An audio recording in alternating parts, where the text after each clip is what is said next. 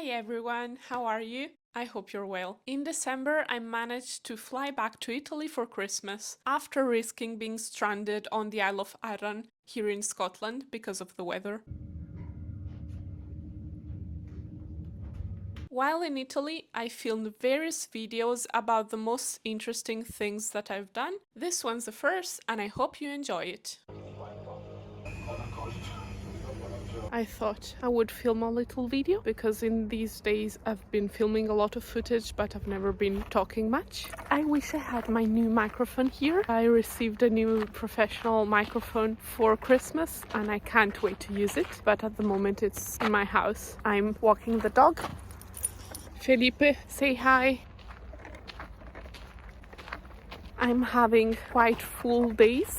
Beautiful days, I must say, but always full of commitments and people to see. But obviously I'm loving it. As in Scotland, I'm always, not always, but most of the time I'm by myself. So it's really nice to always have some relative or friend. And I'm thinking about the footage I filmed. So you will see footage from Monte Generoso in Switzerland, because on Boxing Day, on the 26th of December, we went to Switzerland and we got a train from Riva San Vitale, a village on Lake Lugano, and we went to the top of the mountain, Monte Generoso, which is 1,700 meters high, if I'm not mistaken.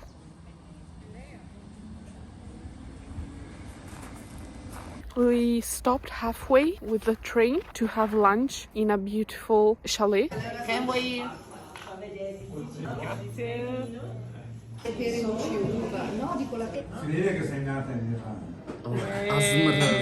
And I had a typical dish called polenta. And then we went up from there with the train to the top of the mountain. And even if it was a cloudy day, it was even nicer. Like, we were above the clouds. It was like being on an airplane. And there's this modern building called Fiore di Pietra, which means stone flower or rock flower. Flower of stone.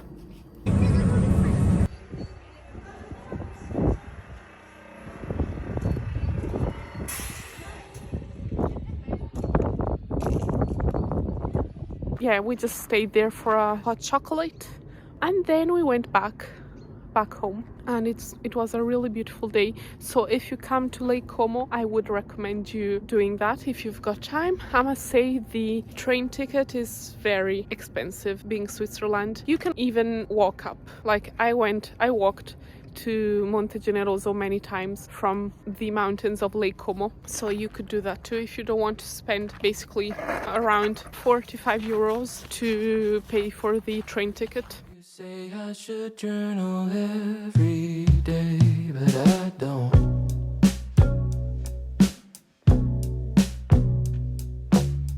You say if I write things down, then I'll know. And then a few days later, I went back to Switzerland to meet my friends from uni. Welcome to Lugano. This is the city where I studied. I went to uni here and got my bachelor's degree in Lugano.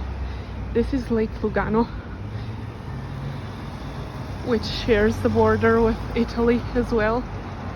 I mean, a part of the lake is Italian. You say if I write things down, then I'll know myself better, but I probably won't. I know that there is something I should do to be a healthy human. That's what I want. We came on the other side of the lake for my father's birthday. That's Lake Como, down there. I'm not used to seeing it from this side. I'm always on the other. That's my side of the lake, the west side. And that's Como town there.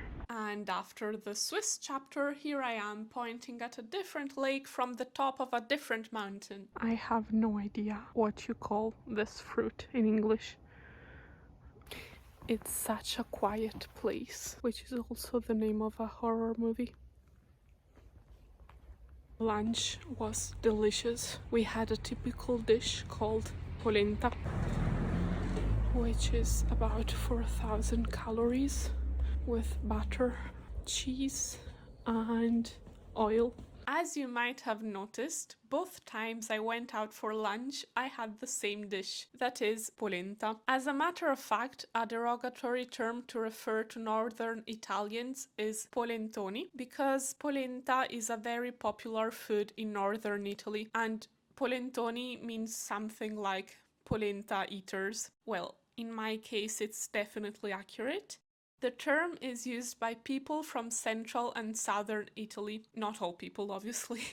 However, it is only fair to add that northern Italians surely aren't innocent either, as there are offensive terms for people of the center and the south too. I don't know whether I should be offended or not, but to be honest, I find it quite funny as a term, because polenta sounds quite funny to me anyway. Well, I think that the terms that are used to define people from the south are way more offensive, or anyway, they are used in a more offensive, with a more offensive intent. If you're house hunting.